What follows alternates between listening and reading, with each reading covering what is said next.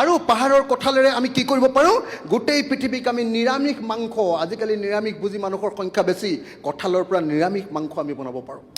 মথাউৰিত ভীমকল ৰুই আমি গোটেই অসমক বেবী ফুড খুৱাই দিব পাৰোঁ আমি পাহাৰত কঁঠাল ৰুই গোটেই পৃথিৱীক বেবী ফুড খুৱাই দিব পাৰোঁ আজিৰ দিনটোত আপোনালোকে চবেই খবৰ লওক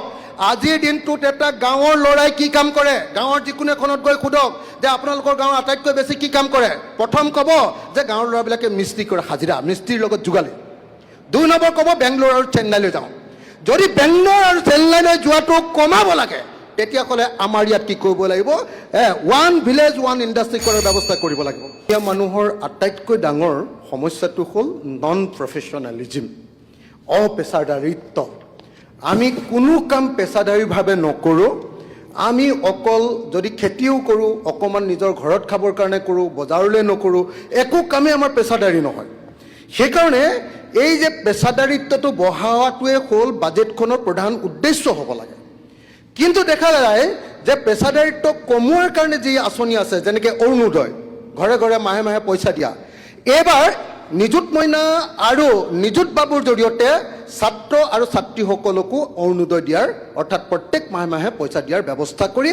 আকৌ নন প্ৰফেশ্যনেল কৰাৰ ব্যৱস্থা গ্ৰহণ কৰা হৈছে মই ভাবোঁ যে এইটোৱে হ'ল এই বাজেটৰ আটাইতকৈ ডাঙৰ ড্ৰবেক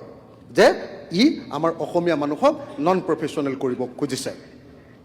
বহুতে কৈ আছে যে এইবাৰ বাজেট ইমান পইচা হৈছে যে বাজেট বাঢ়ি গৈছে মইতো দেখিলোঁ যে যোৱাবাৰ যিটো বাজেট আছিলে যোৱাবাৰ বাজেটতকৈ এইবাৰ 22% সৰু বাজেট এইবাৰ টোটেল বাজেট এক্সপেণ্ডিচাৰ হ'ল 1,56,715 কোটি টকা তাৰে আকৌ ধাৰ মাৰিব 8,685 কোটি টকা গতিকে আচলতে বাজেট হ'ল 1,48,029 কোটি টকাৰ অসমৰ বাজেট 1,48,029 কোটি টকাৰ এতিয়া 1,48,000 কোটি টকা গোটেই বছৰত খৰচ কৰিব কিন্তু এই কিতাপখনত আপোনালোকে দেখিবলৈ পাব সামাৰী অফ দি ফাইনেন্সিয়েল পজিশ্যন ইয়াত স্পষ্টকৈ লিখা আছে যে এইবাৰ অসমৰ ধাৰ 31 মাৰ্চ যোৱা 31 মাৰ্চ এই ছমাহৰ বাদ দিয়ক এই যোৱা 31 মাৰ্চলৈকে অসমৰ ধাৰ 1,96,062 কোটি .02 অৰ্থাৎ যদি আমি চাওঁ তেতিয়াহ'লে ধাৰতকৈ বাজেটৰ পৰিমাণ 48,033 কোটি টকা কমহে ধাৰতকৈ গতিকে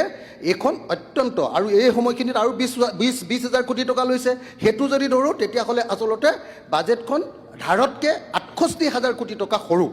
গতিকে এই কথাটো বুজি উঠিব লাগিব এতিয়া আমি যদি চাওঁ যে এই বাজেটখনত বহুত কৈ আছে যে আমাৰ বিৰাট আমাৰ অৰ্থনীতি ভাল হৈছে ক'ত বাঢ়িছে মই বাৰম্বাৰ চালোঁ 2011 চনৰ পৰা চালোঁ যে ইয়াৰ যিটো আমাৰ যিটো টোটেল টকা যাক একত্ৰিত নিধিৰ মুঠ পৰিমাণ বুলি কয় যিটো ৰেভিনিউ আহে ইয়াৰে ৰেভিনিউৰ 30.12%হে আমাৰ ৰাজ্য চৰকাৰৰ নিজৰ কেন্দ্ৰীয় চৰকাৰৰ পৰা ৰেভিনিউ আহিছে 50.13 আধা সংখ্যক কেন্দ্ৰীয় চৰকাৰৰ পৰা আহে আৰু ধাৰ লৈছোঁ আমি 19.76 অৰ্থাৎ ধাৰ লোৱা আৰু কেন্দ্ৰীয় চৰকাৰৰ পৰা আহে 70% আৰু আমি অকল নিজৰ পৰা খৰচ কৰিব পাৰোঁ মাত্ৰ 30%। গতিকে এই বাজেটখন কেতিয়াও এখন ভাল বাজেট নহয় এখন ধাৰৰ ওপৰত চলা আৰু কেন্দ্ৰীয় চৰকাৰৰ ওপৰত চলা এখন বাজেট সেই কথাটো আমি প্ৰত্যেকে বুজি পোৱা দৰকাৰ এতিয়া মই কৈছিলোঁ যে এই বাজেটখনৰ আচল পৰিমাণটো হ'ল 1,48,029 কোটি টকা তাৰে আকৌ কমিটেড এক্সপেণ্ডিচাৰ অৰ্থাৎ দৰমহা দিবলগীয়া টকা হ'ল 75,019 কোটি টকা গতিকে থাকিলেগে কিমান 73,010 কোটি টকা তাৰে আকৌ চেণ্ট্ৰেল গভৰ্ণমেণ্টৰ স্কিম আছে 55,000 কোটি টকা অৰ্থাৎ বাজেটৰ পৰা পইচা খৰচ কৰিব পাৰিব অকল 18,010 কোটি টকা আমাৰ ডেভেলপমেণ্টৰ কাৰণে খৰচ কৰিব পাৰিব 18,010 কোটি টকা এখন কি বাজেট হ'ল আপোনালোকে নিজে ভাবক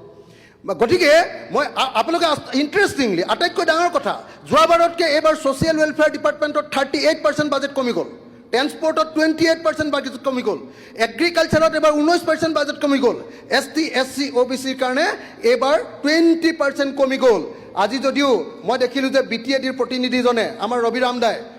দাই যদিও আজি বিৰাট প্ৰশংসা কৰিলে বাজেটখনত মইতো দেখিলোঁ যে যোৱাবাৰ বাজেটত তেওঁলোকক দিছিলে 843 কোটি টকা এইবাৰ অকল 401 কোটি টকা দিলে এইবাৰ অৰ্থাৎ 442 কোটি টকা BTADৰ পৰা কাটি লালে কাৰ্বি আংলং আপোনালোকৰ কাৰ্বি আংলং অট'নমাছ কাউন্সিলক যোৱাবাৰ দিছিলে 700 কোটি টকা এইবাৰ 420 কোটি টকা দিলে এইবাৰ আপোনালোকৰ পৰা কাটিলে 280 কোটি টকা 280 কোটি টকা এই যে 280 কোটি টকা এই ট্ৰাইবেল মানুহবিলাকৰ পৰা কাটি ল'লে তাৰ পাছতো যদি কোনোবাই এখন ভাল বাজেট বুলি কয় তেতিয়াহ'লে মই ক'ম যে তেওঁলোকে এনে তেল মাৰিছে এখন আচলতে কোনোপধ্যে ভাল বাজেট নহয় এতিয়া ভাল বাজেট এখন কেনেকৈ হ'ব পাৰে ভাল বাজেট এখন হ'বলৈ হ'লে 5টা তাত গুণ থাকিব লাগিব 1 নম্বৰ অসমীয়া মানুহৰ কাৰণে ভাল বাজেট কি হ'ব লাগিব 1 নম্বৰ অসমৰ 100% পথাৰত খেতি কৰিব পৰাকৈ বছৰৰ সকলো সময়তে খেতি কৰিব পৰাকৈ 1 নম্বৰ ইৰিগেশ্যন দিব পাৰিব লাগিব মেকানাইজেশ্যন হ'ব লাগিব খুব ধুনীয়াকৈ খেতি কৰিব পৰা হ'ব লাগিব আৰু পথাৰখনত 100% বছৰত 3বাৰ খেতি আৰু নিজৰ ঘৰৰ যিখন বাৰী থাকিব সেই বাৰীখনৰ পৰা এনেকুৱা ইনকাম হ'ব লাগিব যে সেই বাৰীৰ পইচাটোৰে পৰিয়ালটোৰ গোটেই যাতে নেমু কি কয় তেল টেঙাখিনি চলি থাকিব পাৰে তেনেকুৱা এখন গতিকে তেনেকুৱা এখন বাজেট কৰিবৰ কাৰণে এগ্ৰিকালচাৰ ছেক্টৰত পইচা দিব লাগিব নাই এবাৰ কমালে মথাউৰিত ভীমকল ৰুই আমি গোটেই অসমক বেবী ফুড খুৱাই দিব পাৰোঁ আমি পাহাৰত কঁঠাল ৰুই গোটেই পৃথিৱীক বেবী ফুড খুৱাই দিব পাৰোঁ পাহাৰত যদি কঁঠাল ৰুওঁ তেতিয়াহ'লে হাতী আৰু মানুহৰ সংঘাত কম হৈ যাব আৰু পাহাৰৰ কঁঠালেৰে আমি কি কৰিব পাৰোঁ গোটেই পৃথিৱীক আমি নিৰামিষ মাংস আজিকালি নিৰামিষ বুজি মানুহৰ সংখ্যা বেছি কঁঠালৰ পৰা নিৰামিষ মাংস আমি বনাব পাৰোঁ আৰু অসমৰ প্ৰত্যেকটো খেতিয়ক কি কয় এগ্ৰিকালচাৰ ভাল কৰিবৰ কাৰণে পঞ্চায়তে কোল্ড ষ্ট'ৰেজ আমি বনাব লাগিব ডাঙৰ ডাঙৰ মান্দি বনাব লাগিব এইটো হ'ল প্ৰথম কথা 1 নম্বৰ 1 ভাল বাজেট হ'বলৈ হ'লে অসমৰ পথাৰখনক 100% খেতি কৰাৰ ব্যৱস্থা বছৰৰ সকলো সময়তে খেতি কৰাৰ ব্যৱস্থাৰ কাৰণে ব্যৱস্থা ল'ব লাগিব 1 2 নম্বৰ ভাল বাজেট হ'বলৈ হ'লে এখন গাঁৱত এটা ইণ্ডাষ্ট্ৰী এই যে আপোনালোকে যে জাগিৰোডৰ ছেমিকণ্ডাক্টৰ ইণ্ডাষ্ট্ৰীৰ কাৰণে 27,000 কোটি টকা দিলে 15,000 কোটি টকা কেপিটেল সাবসিডি দিলে সেন্ট্ৰেল গভৰ্ণমেণ্টে অসম চৰকাৰে 5,000 কোটি টকা 20,000 কোটি টকা আমি দি দিলোঁ আৰু 7,000 কোটি টকাৰ বেংকৰ পৰা গেৰাণ্টি লৈ দিম বুলি কৈছে কেন্দ্ৰীয় চৰকাৰ অসম চৰকাৰে 27,000 কোটি টকা অসমত 26,000খন গাঁও আছে মোক যদি আপোনালোকে 1 কোটি দি দিয়ে এখন গাঁৱত মই এটা ইণ্ডাষ্ট্ৰী বহুৱাই দিম আৰু অসমত এখন গাঁৱত মই এশটা মানুহক দৰমহা কি কয় কাম দি দিব পাৰিম সেই ইণ্ডাষ্ট্ৰীবিলাকত সেইকাৰণে গাঁৱে ইণ্ডাষ্ট্ৰী এইটো হ'ব লাগিব দ্বিতীয় বাজেটৰ মূল কথা 3 নম্বৰ নগৰত ইণ্ডাষ্ট্ৰীৰ কাৰণে যোগান শৃংখলৰ মূল কেন্দ্ৰ কৰিব লাগিব ফ্ৰীলেন্সাৰৰ ডিজিটেল ইকনমি কৰিব লাগিব নগৰত নগৰ কেন্দ্ৰিক উদ্যোগীকৰণ কৰিব লাগিব আসাম IT হাব কৰিব লাগিব এইকেইটা বস্তু নকৰিলে কেতিয়াও নগৰ এখনৰ মানুহবিলাকে প্ৰত্যেকে কাম নাপায় আজিৰ দিনটোত আপোনালোকে চবে খবৰ লওক আজিৰ দিনটোত এটা গাঁৱৰ ল'ৰাই কি কাম কৰে গাঁৱৰ যিকোনো এখনত গৈ সোধক যে আপোনালোকৰ গাঁৱৰ আটাইতকৈ বেছি কি কাম কৰে প্ৰথম ক'ব যে গাঁৱৰ ল'ৰাবিলাকে মিস্ত্ৰী কৰে হাজিৰা মিস্ত্ৰীৰ লগত যোগালী 2 নম্বৰ ক'ব বেংগলোৰ আৰু চেন্নাইলৈ যাওঁ যদি বেংগলোৰ আৰু চেন্নাইলৈ যোৱাটো কমাব লাগে তেতিয়াহ'লে আমাৰ ইয়াত কি কৰিব লাগিব 1 ভিলেজ 1 ইণ্ডাষ্ট্ৰী কৰাৰ ব্যৱস্থা কৰিব লাগিব 4 নম্বৰ কি কৰিব লাগিব অসমক পেছাদাৰী অসম কৰিব লাগিব মিস্ত্ৰীজন যোগালী কৰিবলৈ যোৱাৰ আগতে প্ৰথমতে আমাৰ চৰকাৰৰ পিনৰ পৰা মিস্ত্ৰী ট্ৰেইনিং দি দিব লাগিব সিকিউৰিটি গাৰ্ড বেংগলোৰলৈ কৰিবলৈ যাব তাৰ আগতে আমি একদম তেওঁক যদি আমি বেটেলিয়নৰ ট্ৰেইনিং দি দিওঁ এতিয়া গৈ যদি তাত 18,000 টকা দৰমহা পাইছে বেটেলিয়নৰ ট্ৰেইনিং দি পঠিয়ালে তেওঁ 50,000 টকাৰ দৰমহা পাব তেতিয়াহে সেইটোক কয় স্কিল ডেভেলপমেণ্ট অৰ্থাৎ পেছাদাৰী অসম এখন বনাবৰ কাৰণে ব্যৱস্থা কৰিব লাগিব তাৰ কাৰণে দৰকাৰ হ'লে ফিনিচিং স্কুল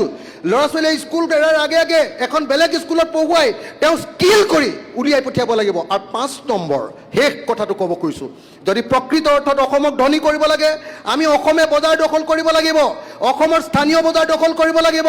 নৰ্থ ইষ্টৰ মাংস মাছ আৰু শাক পাচলি বজাৰখন দখল কৰিব লাগিব ভাৰতীয় বজাৰখন দখল কৰিব লাগিব পূবৰ দুৱাৰখন খুলি আমি ওচৰত থকা ৰাজ্যবিলাক ম্যানমাৰ থাইলেণ্ড আমাৰ নেপাল ভূটান এইবিলাকৰ বজাৰখন আমি দখল কৰিব লাগিব আৰু আটাইতকৈ ডাঙৰ কথা পশ্চিমীয়া দেশবিলাকৰ বজাৰ দখল কৰিবৰ কাৰণে এৰি মুগা পাট জহা চাউল অৰ্গেনিক টি ভোট জলকীয়া কাজি নেমু আদা আজি অভিজাত আমাৰ যিবিলাক বস্তু তাক একদম পুৰা নেচাৰেলি উৎপাদন কৰি সেইবিলাকক ব্ৰেণ্ডিং কৰি আমি বিদেশৰ বজাৰ দখল কৰিব লাগিব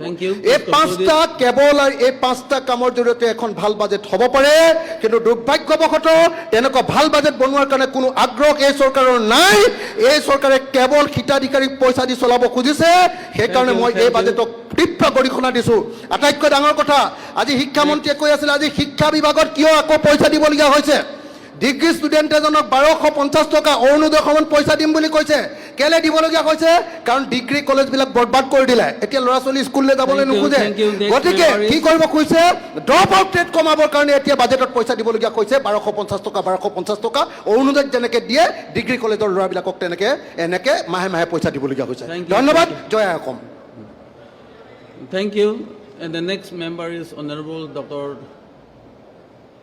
তুলিৰাম ৰঙা